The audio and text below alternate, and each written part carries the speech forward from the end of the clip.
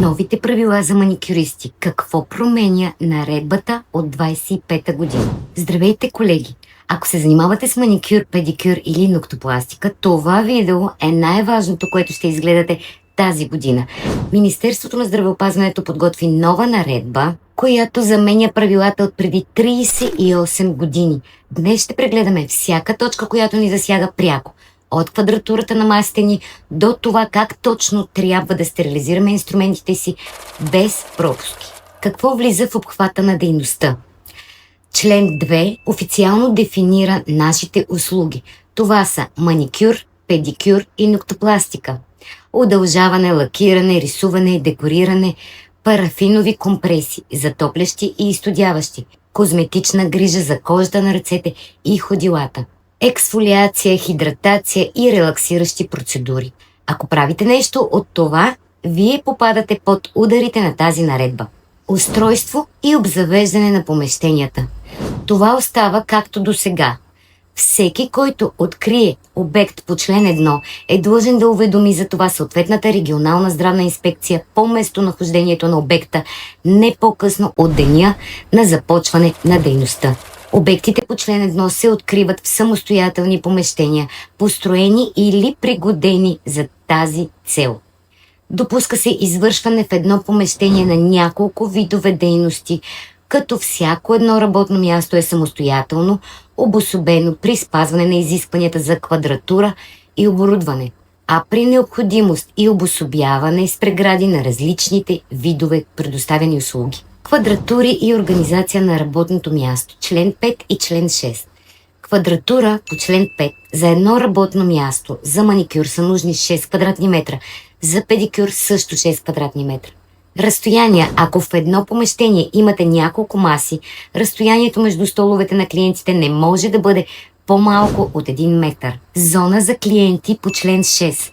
Помещение за посетители с размери 2 квадрата и половина за работно място до 10 места и по квадрат и половина за всяко следващо работно място. До 3 работни места трябва да имате закачалка и място за чакане на поне 1,5 метра разстояние от работните маси. Стая за отдих. От 3 до 10 работни места се изисква стая за отдих на персонала минимум 5 квадратни метра и по 0,75 квадратни метра за всяко следващо работно място. Хигиена. Стените трябва да позволяват сухо почистване, а подовете влажно почистване и дезинфекция.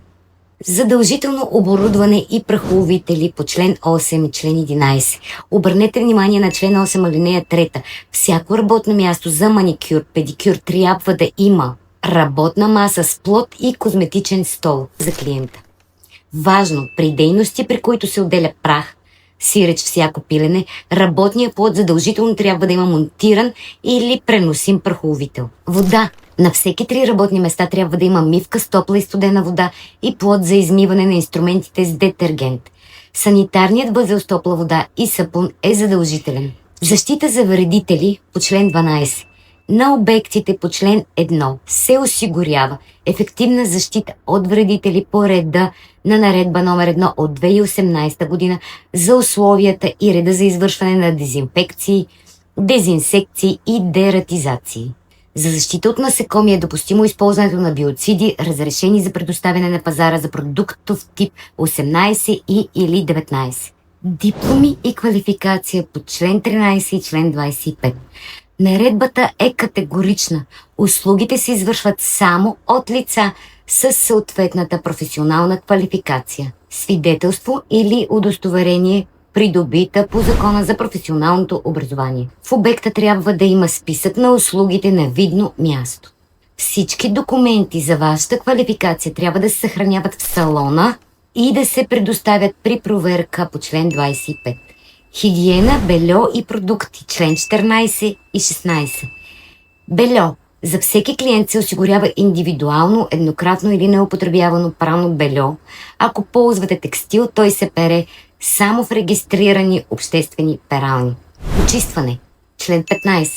Работното място се чисти след всеки клирик. Продукти. По член 16. Всички лакове, гелове и лосиони трябва да отговарят на европейския регламент номер 1223 от 2009. Трябва да водите дневник за продуктите, които имат символ за годност след отваряне, например 12 месеца. Записвате датата на отваряне и следите до кога са годни. Стерилизация.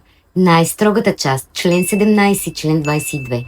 Чуйте внимателно. Инструментите за маникюр и педикюр, с които се нарушава целостта на кожата, ножички, клещи, избутвачи, фрези, задължително се измиват с детергент и се стерилизират. Вариантите са два по член 22. Автоклав 121 градуса за 20 минути или 134 градуса за 12 минути.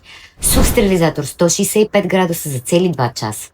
Всички останали инструменти, които не докосват кожата под повърхността, се дезинфекцират с одобрени биоциди от продуктов тип 2. Безопасност и опасни отпадъци по член 20 и член 26. Няколко важни забрани и правила. Болни клиенти, член 20. Ако клиент има видими гъбички по ногтите или обриви, можете да го обслужите само ако донесе бележка от лекар, че състоянието не е заразно.